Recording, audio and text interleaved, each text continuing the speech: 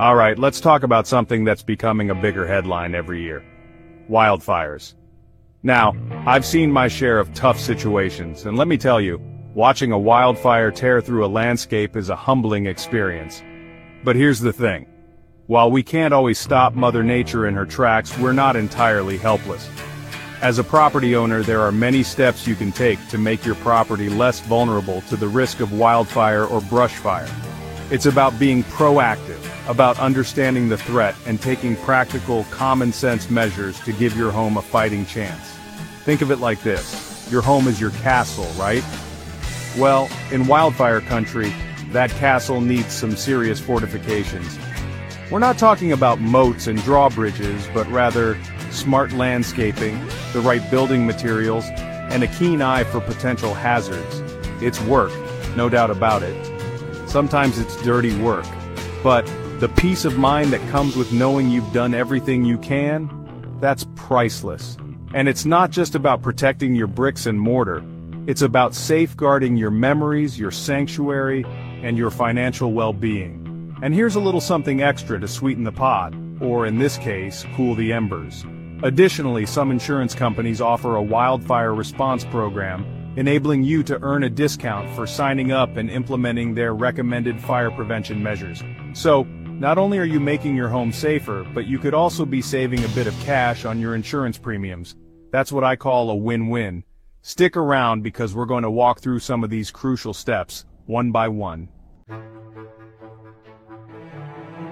First up, let's talk about something you probably don't think about until it's clogged and overflowing: your gutters.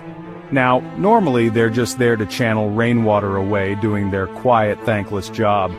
But when wildfire season rolls around, those gutters can become a serious liability. Think about it. All those dry pine needles, leaves, twigs, and other bits of flammable debris that accumulate up there, they're basically tinder, just waiting for a stray ember to land. And embers, my friends, are the ninjas of wildfire. They can travel a mile or more ahead of the main fire front, looking for any little weakness to exploit. A gutter packed with dry vegetation is like rolling out the welcome mat for those fiery invaders. It's a direct pathway for fire to get under your eaves and into your attic, and once it's in there, well, that's a whole different ballgame, and not one you want to play. So, the first, most fundamental step, and one that doesn't cost you much more than a bit of time and effort, is to get those gutters cleaned out, regularly, especially before and during fire season. It's a simple task, maybe a bit messy, but it can significantly reduce the risk of embers igniting your home. It's about removing that readily available fuel source. Alright, so we've established that clean gutters are ground zero for your home's wildfire defense. But what if you want to take it a step further? What if you want to add another layer of protection, something that works even when you're not around with a ladder and a scoop? That's where ember-resistant gutter guards come into play. Now, I've seen all sorts of gadgets and gizmos in my day, some more effective than others, but these things are specifically designed to tackle the ember problem. Think of them as bouncers for your gutters, keeping the bad stuff, those sneaky little fire starters, out. Products like Vulcan Vents, for example, are engineered to allow water to flow through while preventing embers from getting into the gutter system itself, or worse, into the vulnerable spaces behind the gutter and under your roofline. These guards can prevent embers from entering and igniting your home, effectively shutting down one of the most common ignition points. It's an investment, sure, but when you weigh it against the potential cost of fire damage, it starts to look pretty sensible. It's about being smart, using technology that's designed for the job, and giving those embers nowhere to hide and no fuel to feast on. Now, let's talk about other sneaky entry points for those fiery little invaders. Your vents. Your home needs to breathe, right? You've got vents in your attic, under your eaves, and sometimes in your foundation to allow for airflow and prevent moisture buildup. These are essential for the health of your house. But during a wildfire, these necessary openings can become critical vulnerabilities. Embers, being as small and persistent as they are, can be easily drawn into these vents by air currents, bringing the fire right into the hidden spaces of your home. the attic, the crawl space, the walls. It's like leaving a window open during a swarm of angry bees. This is where ember-resistant vents become absolutely crucial. These aren't your standard vents with wide-open mesh. They are specifically designed with a finer mesh or a baffled design that blocks wind-driven embers while still allowing for necessary airflow. Installing ember-resistant vents in your attic eaves and foundation is a critical step in stopping embers from getting inside your home. You're essentially fortifying these weak points, turning them from liabilities into defensive assets. It's another job that requires a bit of know-how, or hiring someone who does, but it's a vital part of creating a truly ember-resistant structure. Chapter 4. Creating your own no-burn zone. The power of defensible space. Okay, we've talked a lot about protecting the immediate structure of your house, but what about the area around it? That's where the concept of defensible space comes in, and believe me, it's a game changer. Imagine a wildfire approaching your property. If you've got a jungle of dry brush, overgrown trees, and flammable debris right up against your house, you're essentially providing a ladder for the flames to climb right up to your doorstep. Defensible space is all about breaking that ladder, creating a buffer zone that can slow the fire down, reduce its intensity, and give firefighters a safer area to work if they need to defend your home. Creating this space involves clearing vegetation, brush, debris, and any other combustible materials around your home. We're talking about trimming tree limbs so they're not overhanging your roof, removing dead plants and weeds, keeping your grass mowed short, and moving wood piles or propane tanks away from the house. Creating a defensible space can slow the spread of fire and protect your home. It's not about clear-cutting everything, it's about smart, strategic landscaping. Think of it as creating zones of defense with the most critical lean, clean, and green zone closest to your house, typically within the first 5 to 30 feet. This is hard work, plain and simple, but it's one of the most effective things you can do. Chapter 5. Mulch Makeover. Ditching the bark for fire-smart alternatives. Let's dig into something that might seem small but can make a surprising difference. Your mulch. A lot of folks love using bark mulch or pine straw in their flower beds and landscaping. It looks nice, helps retain moisture, and keeps weeds down. Nothing wrong with that in most situations. But in a wildfire-prone area, traditional wood-based mulches can be a real problem. They're organic, they're dry, and they're highly combustible. If an ember lands in a bed of dry bark mulch right next to your foundation or under a window, it can ignite easily and spread fire directly to your home. So, what's the alternative? You don't have to give up on having attractive, functional mulched areas. The key is to use non-combustible or less combustible materials. Think about using pea gravel, crushed granite, or even decorative stones in those mulch areas, especially within the first 5 feet of your home's foundation and around any combustible siding. These materials are less likely to catch fire compared to traditional bark mulch. They can help create that crucial fire break right where you need it most. It's a simple switch, really, but it's another one of those smart, practical steps that contribute to a more fire-resistant landscape and a safer home. Chapter 6. When you're building a new home, or even doing significant renovations, you've got a golden opportunity to build in fire resistance from the ground up.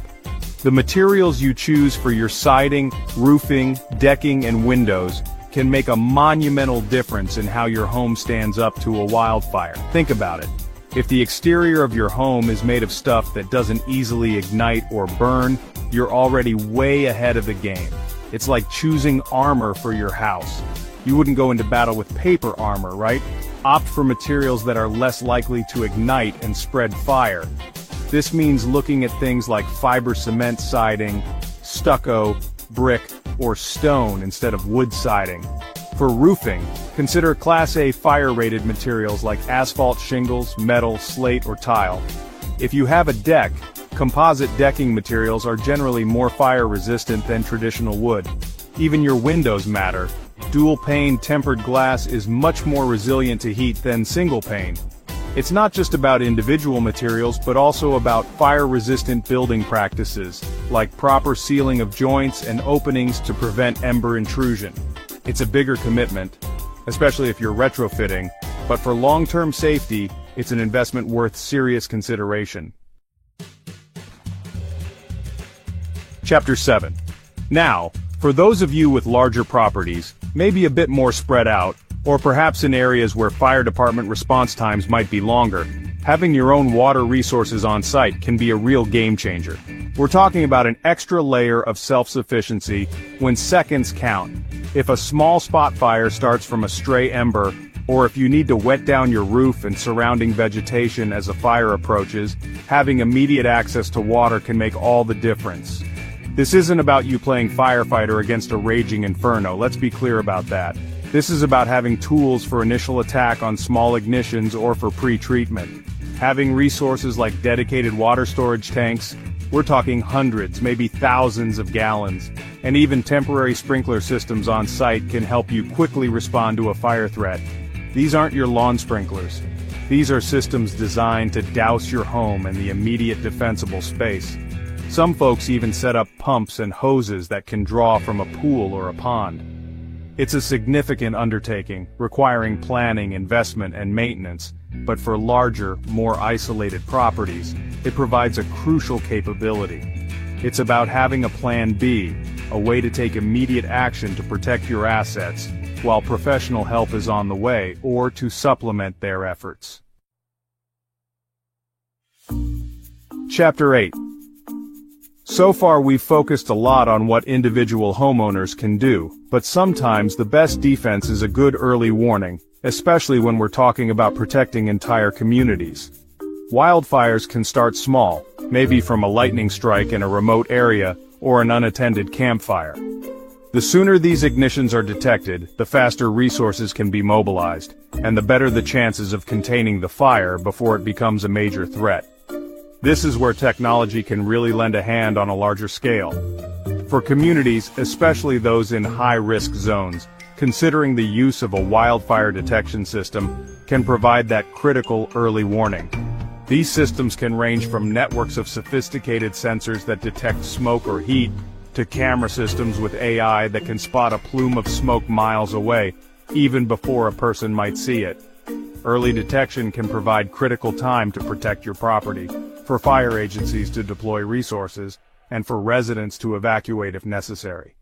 It's about leveraging technology to buy precious minutes, or even hours. This is a community-level investment, often involving collaboration between homeowners associations, local governments, and fire departments, but the payoff in terms of safety and preparedness can be immense. Well, there you have it, a rundown of some pretty practical and in many cases, vital steps you can take to protect your property from the ever-present threat of wildfire. It's a lot to think about, I know. From cleaning your gutters to considering community-wide detection systems, it's a spectrum of actions. But the common thread here is proactivity. It's about not waiting for the smoke on the horizon to start thinking about fire safety. It's about understanding the risks specific to your home and your area, and then taking deliberate, thoughtful action.